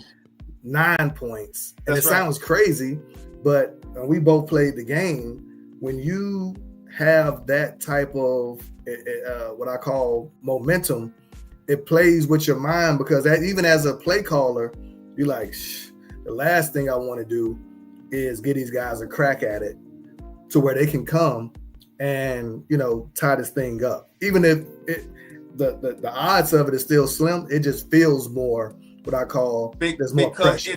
It's still very possible. Correct. And when you're down by 9 points, and there's only 2.5 minutes left, and they got their 3 timeouts, the odds of them being able to get a stop, get the ball back, score a touchdown, and then stop you again on an onside kick, that's just not going to happen. It's too many things got to fall your way. Too many things. And with the other equation, you kick the extra point, you stay alive. And the thing is, the other thing is, it's like, why do you keep telling your defense if it's like early in the third quarter? So you mean to tell me you're telling your offense you're not going to get back down there? You got to tie the game up. I don't care if you need to go, if going for 2, makes it so the score is now 15-15 versus 14-15. I'm still taking the 1 point. It's 13-15. I'm taking the 1 point and make it 14-15 because I know if I score the next touchdown, then they got to score 2 field goals to beat me. Right. It's still other opportunities for them to score and other opportunities for you to score. So you're not going to control the game with that damn 1 point. It's just not going to happen. I feel like I'm sure there's some smart analytical guys in the NFL, and I feel like this is the new aggressive way, and they pop that metric up on the screen now, and everybody kind of take it as the gospel. And what you just said is what I call the other side of the coin, which is, it's not about me being down a point. It's about me when I get up. Now I'm flipping the turning the tables on you to make you come after me, right? And I want to make you have to score as many points to beat me. So again, I think there's some merit to this new age where really ushered in. We saw Brandon Staley in the Chargers was kind of the true guy who really dove into it. It ended up getting him fired. Dan Campbell dove right into it, and it ended up costing him a Super Bowl victory. That playoff game against the 49ers, where they're up, I want to say, was it 14 or something like that? Instead of taking a field goal, going up 17 in the damn NFC Championship game, they decide to go for it, miss it. Next thing you know, they throw a damn deep ball, and the ball somehow ricochets off of one of their defenders, and they go steal a quick touchdown. You get a quick fumble, they punch it right back in, and the game is damn tied up, within less than a minute, as opposed to taking points and continuing to build and lean into, stretching that lead out. So I'm a little bit on edge with it because I got Ben Johnson, and he's shown a huge prevalence to lean that way with the aggression. I think it cost us the Minnesota game. We were, in control of that game, and we ended up going for fourth down early. And instead of us taking a 10-point lead, we end up, giving the ball back to them. And I'm in the camp. I always want to have my opponent going uphill. I want them looking and having to deal with chasing, what looks to be a daunting task.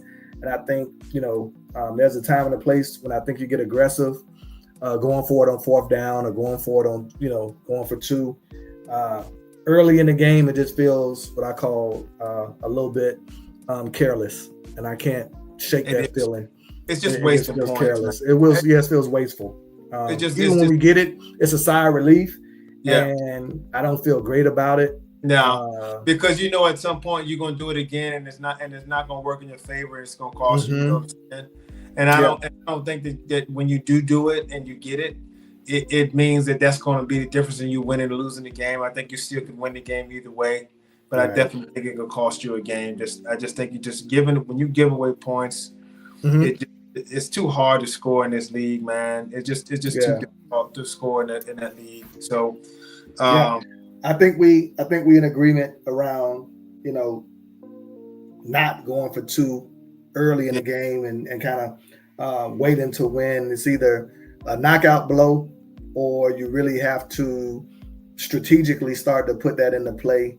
Yeah, you crack that open when you need it, as opposed to just being reckless. Yeah. So I think like I said, if it's the fourth quarter, and you score a touchdown and it puts you up by one, then going for two makes sense, because you need to go up by three, because if they have a field goal, they win the game. So you need the point, and you are up. So and so there is no 1 point play. There's only 2 3-point plays. So it makes sense for you to do that. In that situation, totally makes sense for you to do it in that situation. All right. Yeah, no, I agree. Great discussion. And then our final question, number 10, man. We're gonna wrap up with this one. I think this is the one where we probably won't agree. So, who has the higher ceiling, Cowboys or Chicago Bears, man? Who do you think has the higher ceiling? Let me ask you this: when you ask this question, do you mean this year? Yes, this season.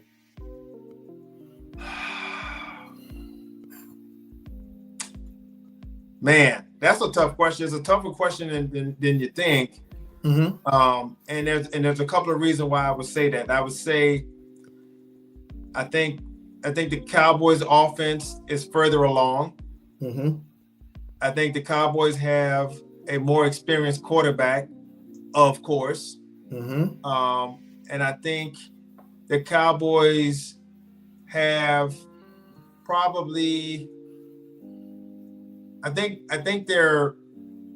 the ceiling on the Cowboys roster is higher than the Bears, but I do think the Bears floor is higher than the Cowboys.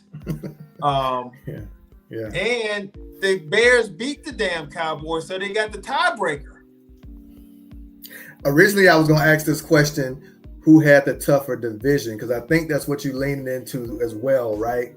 When you look at my perspective on who has the higher ceiling, because I think the Bears have a higher ceiling because of our play.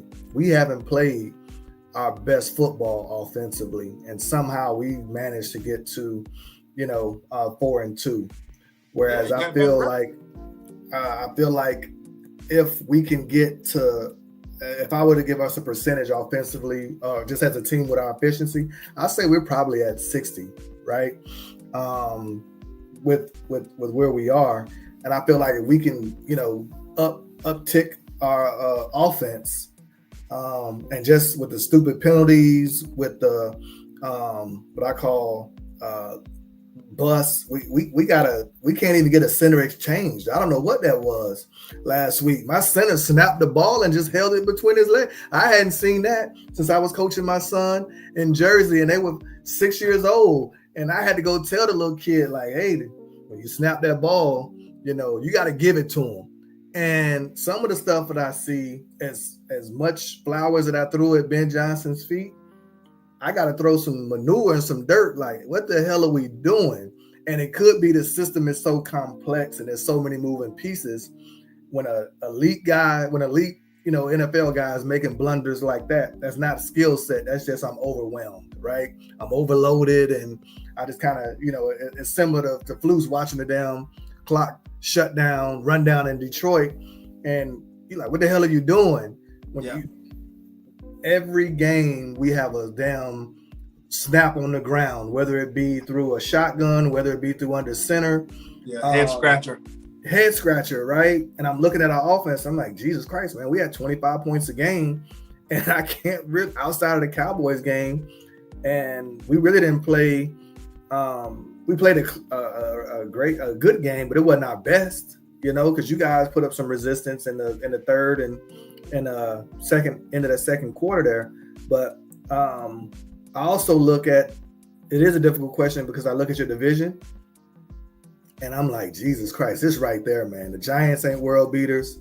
I think Philly has fell back, the gap, and we saw that on display in the opening the opening game of the season came down to a damn possession, right? Yeah. Yeah. And then you look at the rest of the NFC, and we saw you go against the Packers. We've seen, you guys go against some of the talent in the NFC and the NFL, and I'm like, wow, man, you guys have a chance to be really competitive. So I'm going to lean Chicago just because I felt like we've been so damn deficient on offense. You can probably say the same thing about you guys with your defense, right? And have a fair argument. Like, shit, we've been so terrible on defense. If we get marginal play on defense, so this one might be a push. Our magic number for defensive ranking is 22. Man, oh, wow. we feel like if we get our defense to the 22nd best defense in the NFL, we're gonna be feeling like the 2003 Tampa Bay Bucks. Was it the Ravens? 2001 Ravens, man. You know what I'm saying? Because we were just that bad. And it's like, dude, this offense is such that if you can just hold a team to 20 points, 22, 23, 24 points, that ain't gonna be, it may not be enough. It's a huge week, and I think for you guys are going on the road, right? You're going over to Denver and altitude, Bo Nix, and it's a really good test for Flus with Sean Payton, and they're multiple. They do a lot of different things, but quiet is kept. They've been hiding Nix, man. He hasn't played great football, this season. So look, I know you see it. I know it's gonna come back and bite me in the ass, but man, Nick's ass, man, that dude. Man, we can always edit this out. Don't worry about that. Say what you gotta say. We can always bury the tape, man. Dude. Yeah. They're seeing with Bo? It's just no, man. He's not, man. Just the thing about it is they wear you down up there in that altitude, and then when he starts to run with the football and stuff, it just kind of breaks you down, and then it kind of compromises your defense at that point. But no, man, that dude is not it, man. And I gotta be honest, I got a little bit of Sean Payton. He's one of the most smug dudes that's out there. Yeah, he went at Russ, man. He and Russ clapped back. I was kind of, he had to surprised to see that he responded that way. Yeah. Even if you're not a Russ guy, man, he had to, bro, because it was starting to get it was starting to get bad when Sean Payton just throwing out strays, and Russell Wilson's like, man, I didn't even play. Right. Type situation. And that's Sean Payton, man. And he has these guys thinking that this offense, honestly, that offense is holding them back. Their defense is high level. That defense is prolific. Yeah. Really good. They're in the top in almost every single category. They are prolific. How did they? And this is the thing, man. They flipped the switch. They were under some pretty tough cap constraints, and that revitalization and kind of rebuild. I don't know who, I think the Walmarts, right? They own some of the owner. I don't know who the brass is. They ate $85 million in cap space with Russ. Right. And for some reason they've been able to withstand that. And I hear the Bo Nix, and somebody hit me up, man. Bo Nix is better than Caleb.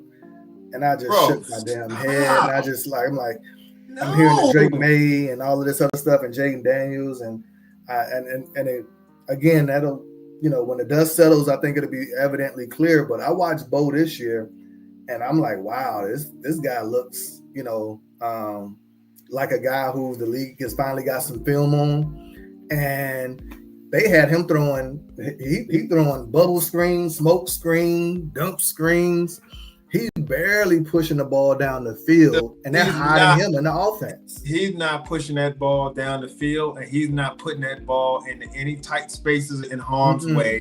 It is just dink and dunk, and just sit on it, and just, you know what I mean, and just screen you to death, and short pass you, long run you to death, and just nickel and dime you, 15 play drive, you know, and just sit you out there. And at some point, I guess maybe somebody get bored out there and get tired of standing out there so long, and all of a sudden you catch you sleeping and score. It's like, dude, it's you know who they are, and you know it's that, you know, every year we have a couple of teams, and we can, you know, you'll remember them as soon as I say them. The Minnesota team that lost to the Giants a couple of years ago, they were burning through the regular season. Yeah. The Houston Texans, they were, you know, steamrolling, and they going through that weak division. And then we got a few other, you know, teams historically that I could probably call out. But you and I will look and we say that's a prime candidate. They in a wild card game, they're gonna get beat, and the whole world's gonna be shocked. And you and I were just like, I don't know what y'all been missing, because they are probably one of the most weakest successful teams that, you know, we've seen. Washington was really on my radar as one of those teams, and they just got hot and ended up, you know, getting to the NFC Championship game. But I could easily see a Kansas City or who's another team that's kind of floating around in the AFC, a Chargers, that ends up being a wild card that makes it through, and they walk right into Denver and they roll them by 21 and get up out of there, you know, just because of how imbalanced they are between the offense and the defense. That damn Pittsburgh Steelers team with Ben Roethlisberger was on it. Roethlisberger was on his way out, and they won 10-11 in a row. Man, them guys right there hiding, man. They're waiting to get beat. You know what I'm saying? Yeah. I think the test for you guys in Denver, for me, is being able to go in and, you know, it's the NFL.